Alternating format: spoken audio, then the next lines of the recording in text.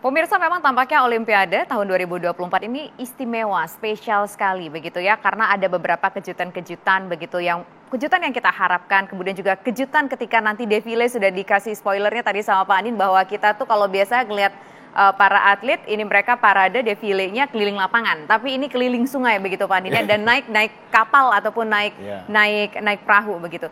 Nah, ini kita juga dengar istilah bahwa ada rumah Garuda. Nah, itu rumah Garuda itu apa? Fungsinya seperti apa Pak Andin? Ya, jadi kan intinya nih para atlet secara umum kan tinggal di Athletes Village atau kampung atlet. Semuanya 10.500 tadi itu. Nah, yang hanya bisa masuk tuh atlet, lalu ada pelatih, tapi hampir bisa dibilang atlet lah.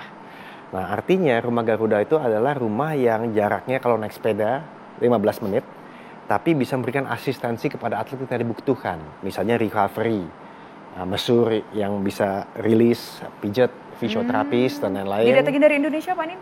Dari Indonesia tentunya. Karena mereka itu atlet, percaya nggak percaya, mereka mempunyai khusus mesurnya, dokternya, pelatihnya. Jadi satu untuk recovery. Yang kedua, rumah Garuda itu juga untuk analisa. Karena dalam pertandingan itu tidak sepenuhnya hanya teknis, tapi juga bagaimana melihat data untuk mengetahui siapakah saingan-saingan kita. Dan bagaimana taktik-taktik di lapangan. Itu juga penting. Jadi nomor 2, analisa. Yang ketiga, juga untuk logistik 24 jam yang tadi dibicarakan. Paling gampang ada kebutuhan vitamin, makanan, minuman yang butuh dikirim secepatnya ke kampung atlet tadi. Ya. Dan yang terakhir tentunya misalnya dari sisi administrasi kan kita juga mesti taat kelola ya. Nah, ini semua ini benar-benar kita siapkan dan bisa dibilang rebutan untuk mendapatkan lokasi yang baik. Ya, strategis. Karena kalau terlalu dekat juga nggak mungkin semuanya bungkus untuk kampus atau kampung atlet tadi. Tapi kalau terlalu jauh juga sulit. Jadi benar-benar yang mesti bisa diakses 15 menit lah dengan sepeda. Dan itu kita dapat ya lokasinya. Kita dapat, ya? alhamdulillah ya. Nah, saya ini tertarik sih sebenarnya dari tadi pemirsa ngelihat baju yang dipergunakan oleh Pak Andin. Ini bajunya adalah baju kontingen Indonesia, seragam kita begitu ya Pak Andin ya. Yeah. Bisa cerita nggak? Ini katanya bajunya juga didesain oleh Mas Didit, putra dari Pak Prabowo Subianto ya? Ya, jadi kita kan ngelihat nih, kalau di luar negeri biasanya kalau Amerika datang dengan desainer ternama, misalnya Ralph Lauren gitu. Lalu Perancis dengan Berluti, ya kan. Lalu Kanada dengan Lululemon gitu kan. Nah, Indonesia nih ya kalau bisa ada desainer ternama, alhamdulillah. Nah, jadi saya bicara mengenai ide ini pertama kepada tentunya Mas Didit, tapi saya juga bicara dengan Presiden NOC, yaitu Pak Okto, untuk melihat bagaimana prosesnya supaya juga fair lah, ya kan. Nah, tapi ternyata memang tidak mudah mencari desainer yang bukan saja mau mendesain buat timnas, tapi juga mensponsori untuk desainnya sendiri. Nah, ini menurut saya luar biasa lah Mas Didit Hedi Prasetyo, bukan saja karena satu ya beliau kan memang sudah malang melintang di dunia fashion itu mungkin 20-25 tahun, dan ini di kancah internasional dan kebetulan bisa dibilang pusatnya di Paris. Nah, yang kedua juga ya kebetulan juga bahwa kita ini bersaingnya di Paris, kota mode yang tadilah kita ceritakan dengan segala macam gimmick-gimmick yang baru. Nah, jadi ya kita bicara, Mas Didit berkenan, dan alhamdulillah hasilnya bagus dan respon masyarakat juga luar biasa. Dan ide-idenya sih cemerlang ya, saya rasa, karena memang saya nggak kepikiran sebelumnya, mungkin karena saya bukan dari dunia fashion. Tapi ya kayak misalnya vest yang saya pakai ini kalau saya berdiri ini bentuknya kayak bendera berkibar. Oke. Filosofinya apa? Filosofinya ialah tadi kalau istilahnya merah putih berkibar, artinya kita mendapat medali. Nah, syukur-syukur merah putih berkibar, Indonesia Raya berkumandang, artinya dapat emas. Nah, jadi ini mudah-mudahan bisa menjadi bagian daripada doa. Dan penting juga bahwa tadi baru nyampe ke dalam kampung atlet itu sudah kompetisi. Karena kita pengen kasih lihat bahwa kita juga perawakannya itu perawakan untuk menang. bukan untuk partisipasi. Nah, karena itu desainer-desainer yang internasional itu kita juga mesti punya, dan kebetulan ada ini yang berkenan untuk bergabung bersama timnas. Baju nasional kita atau baju timnas kita untuk berangkat ke Olimpiade Paris ini dapat apresiasi nggak cuma dari warga negara Indonesia aja, Pak Andin. Ternyata juga beredar informasi menyebutkan bahwa negara tetangga pun juga mengapresiasi yang kita punya gitu. Bahkan Malaysia ada yang mengatakan bahwa baju kita lebih bagus dibandingin dengan bajunya mereka sendiri untuk kontingennya mereka. Itu bener, Pak Andin ya? Oh, so pasti itu.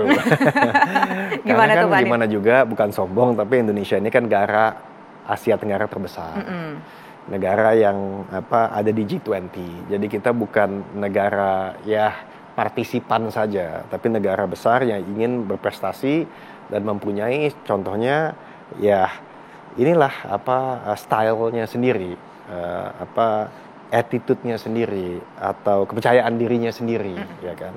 Nah, inilah yang ingin dipampangkan di dalam bentuk seragam. Jadi seragamnya komplit, bukan hanya seragam jersey, tapi juga jaketnya, trainingnya, vest, tasnya, ransel, komplit. Nah, supaya juga atlet juga bangga. Dan yang belum menjadi atlet Olimpiade berlomba-lomba untuk menjadi atlet Olimpiade di masa depannya. Jadi ini hanya semacam inilah pemberi semangat dan juga bagian daripada kreativitas. Kayak waktu reveal daripada jersey seminggu yang lalu, itu dilakukan bukan hanya untuk mengedepankan olahraga, yang paling penting emang olahraganya, tapi juga dari sisi fashionnya atau art, dan juga ada culture-nya, sehingga juga disatukanlah dengan berbagai macam benda-benda artistik yang juga diperagakan. Jadi intinya untuk membumikan Olimpiade dan memasyarakatkan Olimpiade, dan juga mengkerenkan Olimpiade, pasti terutama keren. Timnas. Gitu. Pasti keren, harapan kita begitu, Pak Andin. Pak Andin, kalau misalkan nih ada masyarakat Indonesia yang pengen punya juga jersey-nya, yang pengen punya juga jumpernya, ataupun juga atribut-atribut yang baru aja di launching kemarin ini, Pak Andin juga jadi modelnya gitu ya kemarin ya. Ini bisa didapatkan nggak sih secara bebas gitu? Masyarakat Indonesia bisa nggak sih sebagai bentuk rasa juga mungkin ingin memberikan support begitu? Oh, tentu bisa. Tinggal timingnya saja. Jadi sekarang ini kita kejar-kejaran, tentunya desainer kita dan NOC bekerja keras untuk memastikan semuanya komplit dapat untuk atlet kita yang sedang ingin berjuang di Olimpiade nanti. Ya kan? Begitu ini semua selesai, pasti naluri daripada ini kan, suatu produk olahraga ingin membuat lebih dan tentu bisa memberikan masyarakat kesempatan untuk memiliki. Dan saya lihat ini bagus sekali karena kesempatan memiliki itu bisa justru membuat bukan hanya rasa bangga atas Indonesia, tapi juga persatuan Indonesia, dan juga ini siapa tahu dari hasil-hasilnya ini bisa menjadi suatu yang berkelanjutan untuk desain-desain dan juga ujungnya atlet-atlet yang lebih berkualitas di masa depan. Nah, selain baju, jersey, dan juga rompi gitu, apalagi sih yang mungkin didesain sama Mas Didit, Pak Andin, untuk mensupport Olimpiade ini? Komplit, kalau sepatu juga ada, mungkin desain itu. sepatu? Sepatu itu kayaknya dari NOC deh, tapi naik ke atas celana slim fit, oke jualan aja kita nih, ya kan? Lalu karena biar eye-catching itu kan beri perhatian juga, Pak Andin kan? Dan bahannya walaupun dengan brand yang sudah ditentukan supaya bisa kelihatan atletis, ya kan? Lalu juga ada rompinya, ada jersey-nya, ada yang lengan pendek, panjang, macam-macam lah, celana pendek, dan tadi disampaikan banyak deh produk-produknya. Jadi tunggu tanggal mainnya, tapi sekali lagi itu semua tujuannya adalah untuk memberikan kepercayaan diri agar supaya para atlet bisa fokus untuk berjuang. Kan bisa dibayangkan, kita mau bersaing sama-sama atlet, sama-sama pengen dapat medali, tapi mereka istilahnya tongkrongannya lebih bagus, ya kan? Kita berpikir, kita merasa kayaknya, good outfit, good mood ya Pak? Ya kan, good mood. Sedangkan bisa dibilang mereka juga kan nggak bisa memilih, kan nggak bisa atlet A pakai B, atlet yang ini pakai yang lain gitu. Jadi mendingan udah semuanya bagus aja. Oke, baik. Pak Andin, kita nanti masih akan ngobrol lagi, Pak Andin. Ini juga cukup menarik ya kalau bicara soal olahraga dan juga Bakri Family ini erat sekali, Pak Andin, dengan sekarang menjadi Chief de Mission.